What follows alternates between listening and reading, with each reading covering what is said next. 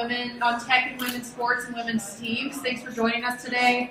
We have a great panel. So excited to hear some insights and have a great discussion on women's sports and tech in women's sports. So to begin, I really just want to start with the positives, right? I think as women in sports, I personally grew up playing sports, have worked in sports, male and female sports, but being a female and seeing the progress that has come in women's sports. And over the summer, I watched for the first time that 30 for 30 of the 1996 women's basketball team, the Olympic team, before the WNBA was formed, and just seeing the status of women's sports at that time and how far we've come over the years has been, I mean, it's great to see the progress we've come. So we definitely have had a lot of growth and progress, but at the same time, we still have a long way to go. So really just want to start there of the positives of the growth we've seen in women's sports over the past, 5 years, and then even recently, there's been more interest in women's sports. And so want to start with just what you've seen positively, what you're seeing day to day from all these different angles that we have. What positives are you seeing in women's sports? So we'll start with you, Melanie.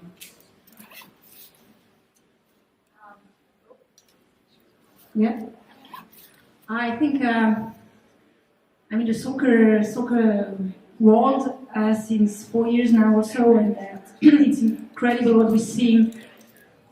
This amazing progress, what's happening in the women games, and the demand for the athletes. It's rising, and the expectation is rising. The pressure is rising. The investment is rising, so everything is really, the machine is rolling, the visibility is there, and I think it will help also this visibility in the big sports like soccer or WNBA or whatever will help the other sports for the women's sports. But I see also that it will become a big gap between the good team who are rising this visibility and the teams who still have nothing, or the federation or the structure, wherever you're coming, that just begin to grow. And I will really hope that we will not just invest or keep doing the visibility on the top teams, but that we will help also the other one to reduce this gap, that we can grow a big women's sports, actually, like what we see by the men, or what we see by the men's side. But it's really impressive, and it's a challenge every day to deal with all this investment, this technology who are coming to us and saying, okay, we have to help the players, and to try to find the way to help them really concretely to develop and to access to this pressure and everything. Perfect. Yeah, Christy, what about you? What kind of things are you seeing from your world? Yeah, I think what we're seeing socioeconomically is that a lot of folks are coming together, and there's a focus on community. Part of that community is, what game are you going to see? What sports team are you going to invest in? I think Nisha in one of the panels said it best, where the college atmosphere in terms of, I went to Duke, so the Duke crazies, right? The camaraderie and just attending the game. And when you attend this game and build the community, you're increasing your fan base. What does that mean to venture capitalists and business folks, angel investors wanting to invest? How do you monetize that fan base? Whether it's investing in the athletes so that you can understand, assess their potential, i.e. there's a huge influence in sports betting, or you can help the athlete project their name, image, and likeness. We're seeing a lot of the Pumas of the world, the Under Armours of the world. It's not just we're in support of basketball or you name the game, but we're in support of what does the athlete do off the field as much as what they do on the court. So I think we're seeing a huge intersection of people wanting to be part of communities as well as the socioeconomic benefits. Yes, part of that is wanting to amplify the women's game, whether it be in soccer. Soccer, the fan base is 20,000 people per game, I think, even at minimum, right? So how are we including those fans? How are we uplifting the athletes that are really putting themselves on the line and going through that stress and strain? So I think the three verticals that I see is, how and why and when, right? The time is now, and then how are we, empowering those athletes to know more about their bodies, and then what sort of projection to the communities are they sending? Those messages are important. Perfect. And Joelle, I know you've worked with a variety of women's teams from high level to low level. What are some of those progress points that you've seen across your career? I mean, at this point, I see plenty of positives. I really feel kind of everywhere you're looking right now, you're seeing positives in the women's game. So I'm just finished up a season with the New York Liberty, and I can personally attest to just the immensity of the community from the city of really just the greater area of Brooklyn, New York. I've personally never been involved with a team that I've felt the love and support from the community. And I joke about it where I honestly see more guys out at bars wearing the orange hoodie than I see women. And so it's not just women, it's not just kids, it's everybody that I've personally seen take to being a fan, and not just a fair weather fan because it's like cool, but actually a legit fan. Our atmosphere at our last few games were just impeccable. It's something I hope to experience again. Hopefully we actually win next season. That's the goal. We take it all the way. But the positives, I think if you're trying to ignore the positives, I think you're doing a disservice to yourself, because it's everywhere. The positives are everywhere. Sure, and I think too in college sports too, the women's Final Four this year had a lot of media attention, and just with the whole drama with Caitlin Clark, Angel Reese, just all of that also I think there's a lot more talk about women's sports now. And so Andrea, what are you seeing and from your perspective? The opportunity for women to play sports and the exposure that they're getting, I think both are increasing. To go to your point, I was in a bar and guys were arguing about who's a better player in a positive way. And I was like sitting there like, man, they're talking about, And then we just played at NC State, and Brittany Reiner and Diana Taurasi were at the game, and I think they had to leave because people were on top of them. And it was like, Paige Beckers walks in a building, and there are waves of people that follow her all around the building, and that it's just, I have a history in other basketball teams, and the fandom that I see, it doesn't compare to what I've been a part of, and it's unbelievable. Yeah, and we're not only seeing this with sports too, but also with Taylor Swift and like that world as well. But going over to Jasmine and Laura, would love to hear y'all's insights as well, coming from a different angle. Jasmine, we'll start with you. What kind of positives have you seen in the past few years with women's sports? Yeah, absolutely. So I run an investment fund focused exclusively on investing in women's sports. So I think fair to say that I see a lot of positives, not only in sort of where we've come to up until this point, but where women's sports is headed. I think the things that got me and my partner excited to raise this fund and really like strong conviction in the investment opportunity is really, I think first, you just seeing people showing up to attend games and matches, showing up to watch on TV, so just viewership and attendance figures continuing to climb, and I think it's fun to see because it's not in any single sport, it's not in any single geography, it's really global and cross-sport. And then I think the other thing that's really shifted in the last couple of years, in my view, is actually seeing brands and media companies actually paying attention to the incredible number of eyeballs that are on the women's sports ecosystem these days. And so you're starting to see that actually show up in substantial sports sponsorship deals and substantial media rights deals, and it's making the content easier to find. And so I think we're really in this moment of, a really interesting virtuous cycle around like maybe easier to watch and access women's sports, and that really growing the community and fandom, as has been brought up a couple of times. So I think it's an exciting moment from that perspective, and I think now the important shift to make is how do we couple all of that incredible demand for the sports content with capital to invest to help to scale the human capital around the table to really help to build, grow, and scale these businesses. So I think it's a really exciting time in sports. Laura, what about you? Hi. So I work for a company, like a tech company in women's health, and we developed a biosensor for menstrual cycle tracking. And this was originally developed for reproductive purposes. So from our perspective, like we have seen, like in the last 10 years, the effects of sports on the cycle, just because we have so many cycles measured. So we were wondering, like for quite a long time, when does this topic come into sports actually? So 2 years ago, like I'm based in Germany, this topic of cycle-based training became more and more prominent in the media.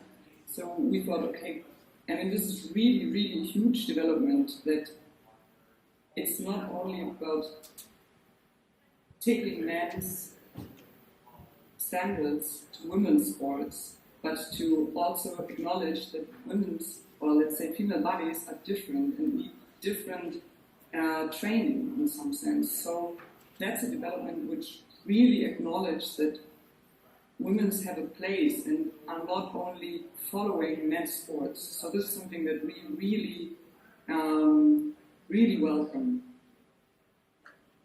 Yeah, that's interesting. That's a perfect example of how women are different than men in certain biological standpoints from that side. So when we talk about tech specific for women, women's sports and athletes, you know, and a theme of some of these panels have been, you can have all the greatest tech and you can gather as much data, but if you don't have the personnel to analyze the data and make actionable recommendations from that, then that can be a challenge. So moving from the positives we've seen so far to the challenges now, like we've said, we've come a long way, but we have a long way to go still of what we would like to see for women athletes and teams.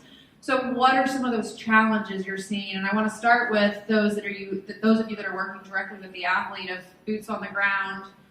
You know, is it lack of staffing? Is it lack of tech? Is it lack of resources? What are some of those challenges that you're facing day to day that limit you from providing the best care to your athletes and teams? Yeah, it's a lack of everything, I think.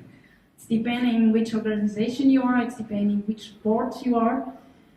Speaking of my point of view now, Switzerland, we are also a little country, so it's a lack of financial, for sure. It's a lack of manpower for the structure, but again, everything linked with the financial and the budget and all the stuff like that. So what is great, what I really appreciate, that now the women's sports is like, we recognize that it have to take place in the same way. So there will be more investment, there will be more visibility, we will get us this possibility to get this money and to rise the structure, to rise the know-how, to rise all the challenges we have to help the athletes to develop better.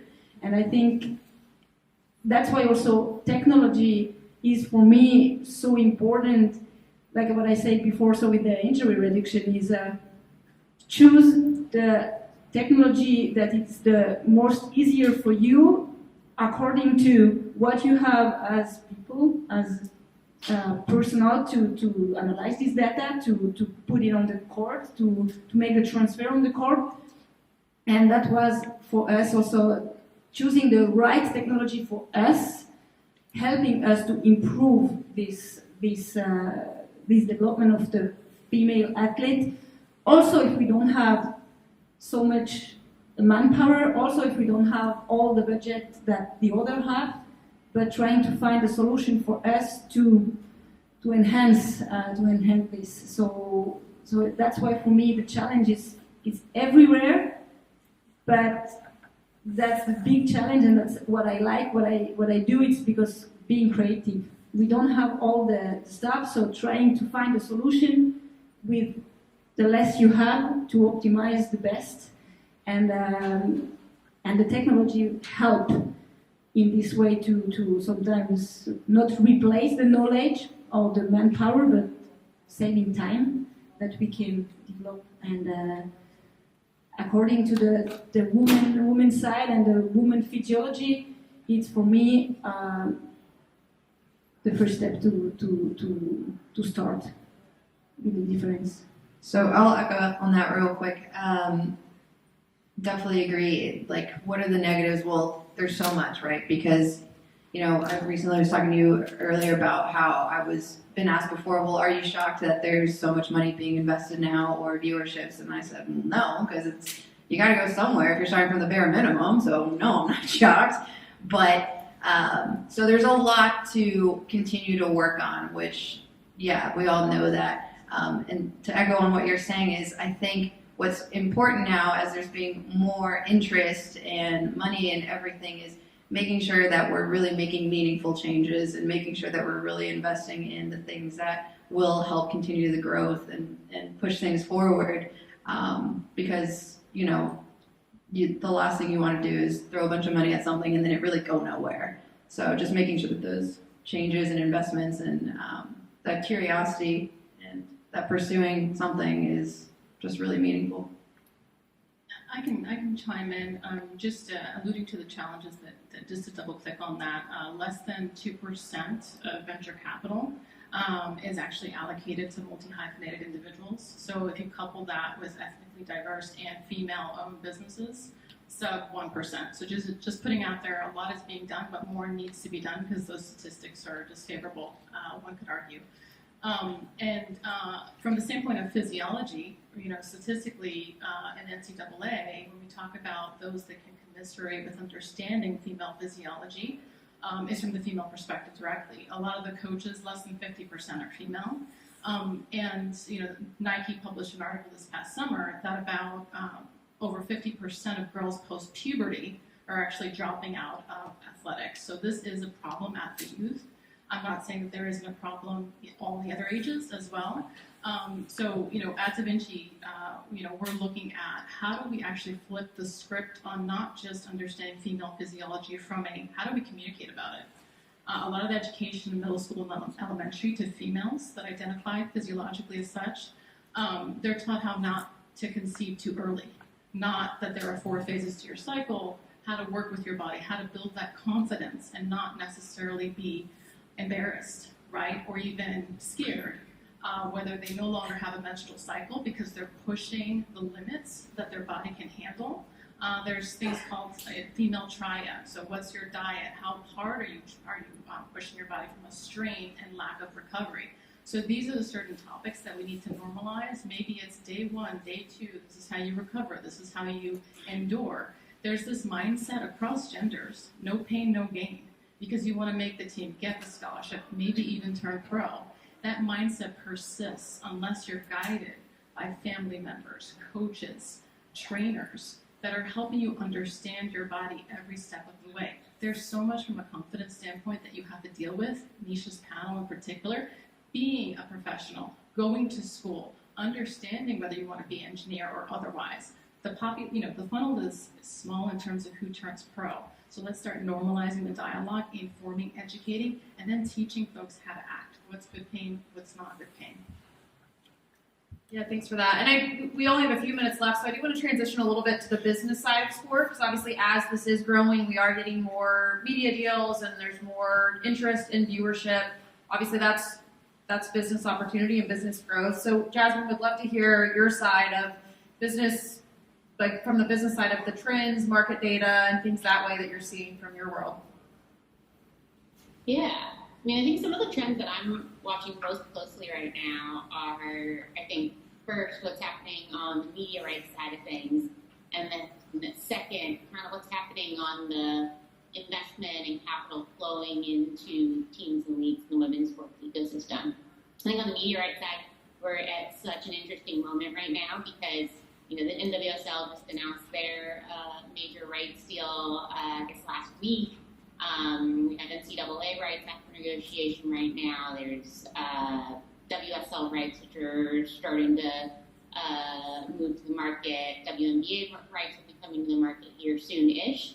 So you're seeing like a lot of the major drivers of media rights in the women's sports space coming to market all at the same time amidst what's really a changing media rights ecosystem more broadly, with players like Amazon and YouTube and others really playing a much larger role in what's happening in the sports media landscape.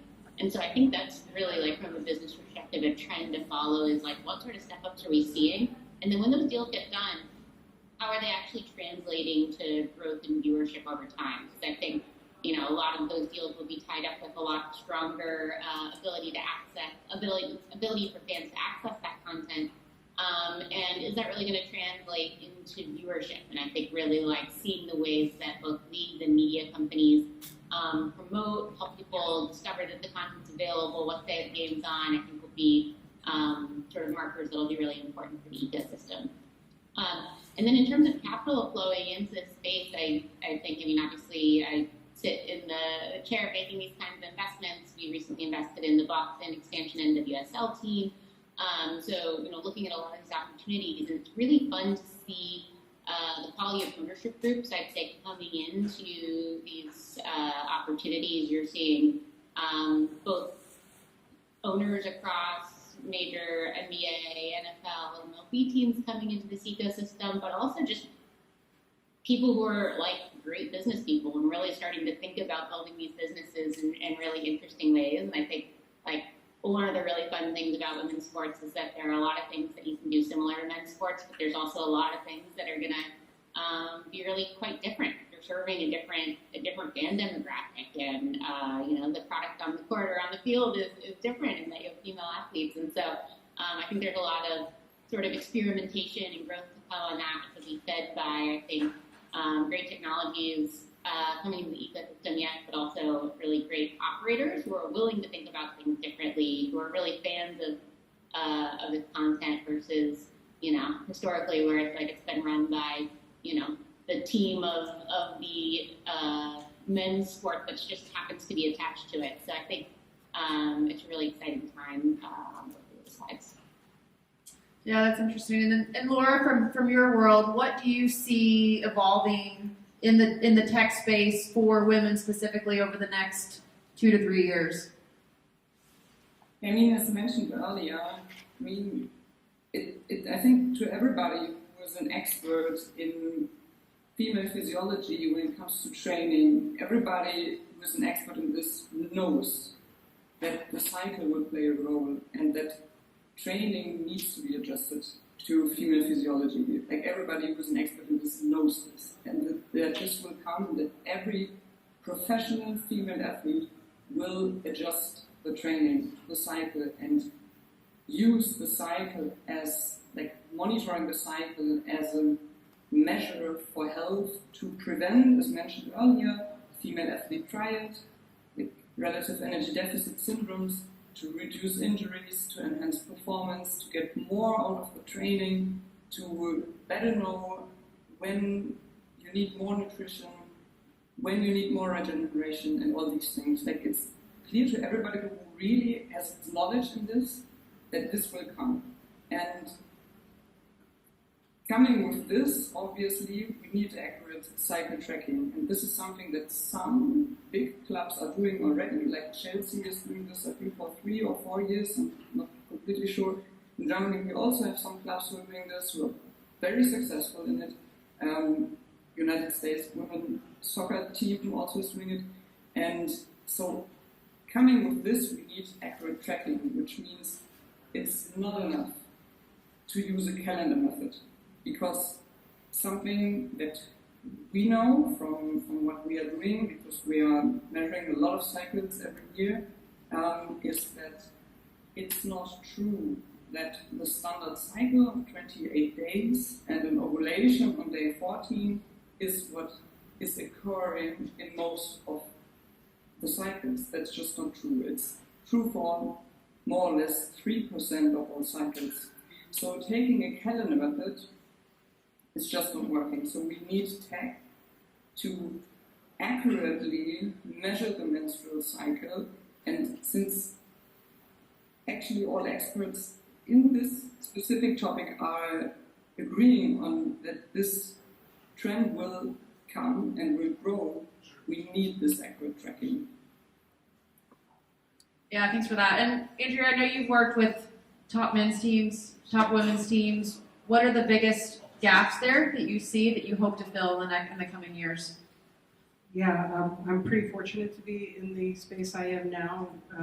We're treated equally, we're provided the same resources, and I'm a little bit competitive. So I actually want to provide way more resources to our women's athletes than what our men are getting. And I feel like I do that, and that's because they deserve everything that they get and more. And they work just as hard, if not harder, are more passionate, are competitive, they're part of the community. There's more pressure for them because they have to answer to other people. And I have such a sympathetic heart to them because I want them to be the best, have the best, and again, I'm fortunate enough to be in a place that can provide that. So I take a lot of pride in that. Well, I know we're close on time, so I'll open it up to if there's any questions in the audience before we wrap up.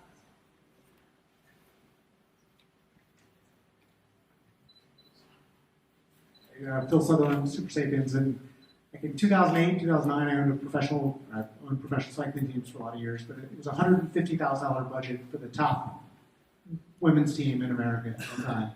So I want to say congrats to all of you because that's changed fundamentally. It's now multi-million-dollar sponsor women's team. I know Jasmine, you're an investor in Zwift, so it's the Tour de France, FIMS, avec Zwift.